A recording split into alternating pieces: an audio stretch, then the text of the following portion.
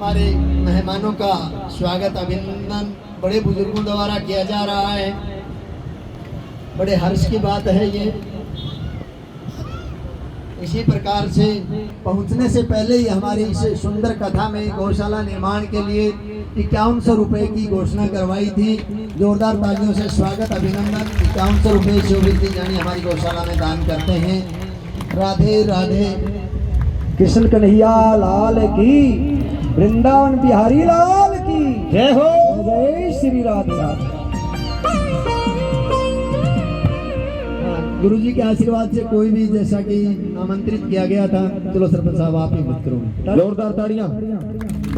रतनपुरा में पहुंचे हमारे गुरुजी महेशनाथ जी, कथावाचक कृष्णानंद जी और आसपास से पधारे सभी गौबाग गांव से पधारी माताओं, बहनों, युवा, बुजुर्ग साथियों।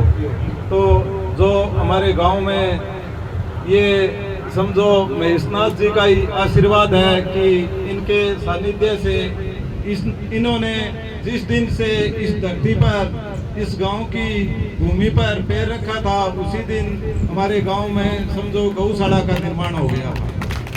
तो बाबा जी पैसों की तो आपने उसी दिन कहा था कि कमी नहीं रहेगी, और आपके आशीर्वाद से बहुत ही गौ भक्त है जो कि बढ़ चढ़ करके गांव में अपने जिस प्रकार से सहयोग कर रहा है, चाहे वो कोई मिस्त्री है तो मिस्त्री का काम करके सहयोग कर रहा है, किसी के पास में रुपयों के हिसाब से तो वो अपने नेक कमाई से सहयोग कर रहा है।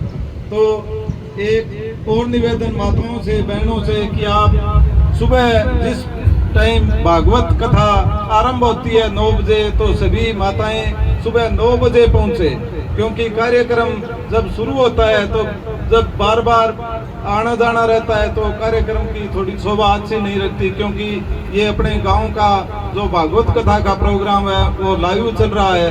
तो जो देखने में सुंदर लगे तो सभी बुजुर्गों से, युवा साथियों से व माताओं से, और जो युवा साथी इस प्रोग्राम में दिन रात करके जिस प्रकार इन्होंने जो नींव का अपने गौशाला की नींव, और जो महेशनाथ जी 1 बीघे में माटी थी तो गांव के सभी, चाहे कोई भी व्यक्ति हो, इन्होंने चाहे ट्रैक्टर से अपनी सुविधा दी हो, चाहे वहां पे मेहनत करके पूरी मेहनत से लगभग 2500 जो कि मिट्टी वहां से उठानी हुआ, इतना जल्दी जो ये यहाँ खड्डे पड़े रहते थे उनको भर पाना मुश्किल नहीं था। ये आपके आशीर्वाद से व सभी ग्रामवासियों के सहयोग से संपन्न हुआ।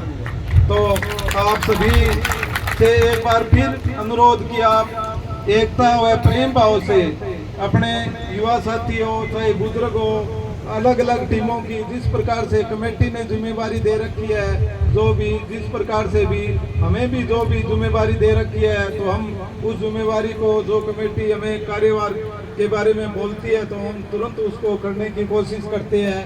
तो जिस भाई को वह किसी भी युवा साथी को कमेटी जिस कार्य के लिए बोले तो उसमें पूर्ण रूप से सहयोग करें, और चंदा भी जो अपने जो पूरे गांव से अभी थोड़ी मात्रा में आया है, तो कोई निसंकोच भावना से किसी से कोई ये मत समझो कि किसी ने ज्यादा लिखा दिए, कम लिखवा दिए, तो जिस प्रकार से भावना है अपने हिसाब से, वह बाबा जी ने जिस प्रकार से बताया कि अपने पास में जिस प्रकार से अपने पास धन उपलब्ध है, उसी धन के हिसाब से कल से अपने जिस प्रकार भागवत शुरू हो, तो भागवत शुरू होने से पहले जो कमेटी के सदस्य, वह जो कोषाध्यक्ष, वह सचिव, कमेटी ने जो जिम्मेदारी दे रखी है उसके पास में बैठ करके लिखवाएं, और इधर उधर जो माताएं पहले आकर के आप, इसीलिए मैं एक बार फिर अनुरोध करता हूं कि आप भागवत से थोड़ा पहले आकर के दर्शन करके अपने यथास्थान पर बैठ जाएं, जिससे कि भागवत का कथा सुनने में आनंद अलग ही होता है। तो आप सभी माताओं का, बुजुर्गों का, युवा साथियों का, कमेटी के सदस्यों का, वह कृष्णानंद जी और हमारे गुरुजी महेशनाथ जी जो कि बहुत ही अच्छे स्वभाव के, वह इन्होंने जिस प्रकार से एक बार जोरदार नारा इनको तालियों से ऊंचे हाथ करके लगाना है, महेशनाथ जी की जय बोलनी है सभी को, और आपके आशीर्वाद से ये संभव हुआ है। इतना समय को मिले को होता सारा त्यार हमें समय भी तन कहूँ मत दियो 4 किलो जमीन हाँ फैट की वो बना के देनी है। हाँ। ये गुरुजी आपके आशीर्वाद से संभव है। आप सभी पता आप कैसे भी बनाओ काम में मीटिंग लेके या कैसे कोशिश करके साथ में वो जमीन है वो जमीन।